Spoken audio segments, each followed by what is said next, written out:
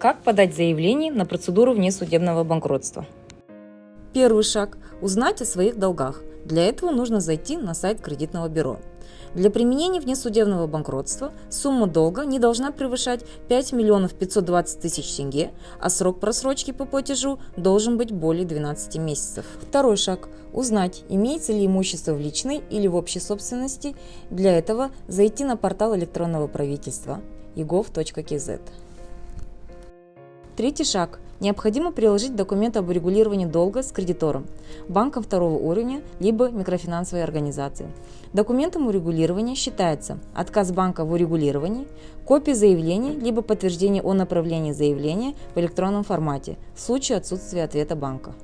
Важно знать, если вы получали последние 6 месяцев адресную социальную помощь, то применение процедуры внесудебного банкротства производится, даже если не прошло 12 месяцев просрочки по платежу. При наличии непогашенных кредитов в течение 5 лет, несмотря на сумму долга, наличие имущества, вы можете подать на внесудебную процедуру банкротства. В этом случае не требуется ответ банка или микрофинансовой организации об отказе в изменении условий договора. Четвертый шаг – удостовериться в наличии регистрации номера телефона в базе мобильных граждан. В случае отсутствия зарегистрироваться на сайте egov.kz.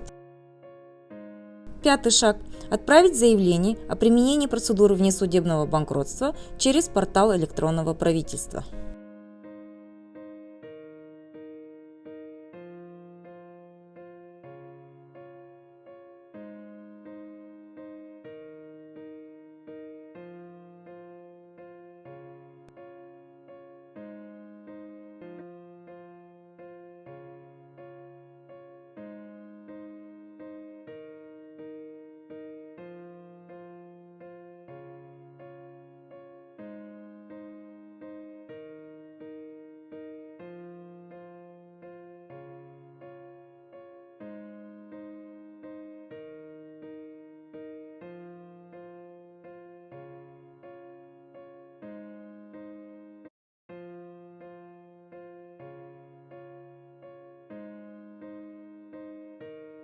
Или мобильные приложения ЕС-Алгазамат, либо на бумажном носителе через ближайшее отделение Центра обслуживания населения.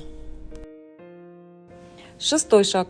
При заполнении заявления о применении процедуры внесудебного банкротства получить согласие супруги или супруга на сбор и обработку персональных данных через СМС-уведомление от сервиса 1414. В случае отказа супруги или супруга заявление отправки не подлежит.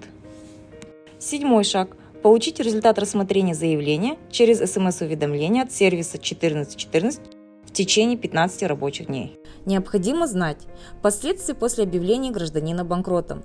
Первое – запрет на получение займов и кредитов в течение 5 лет, кроме получения микрокредитов ломбардов. Второе – повторное банкротство возможно только через 7 лет. И третье – будет проводиться мониторинг финансового состояния банкрота в течение 3 лет после банкротства.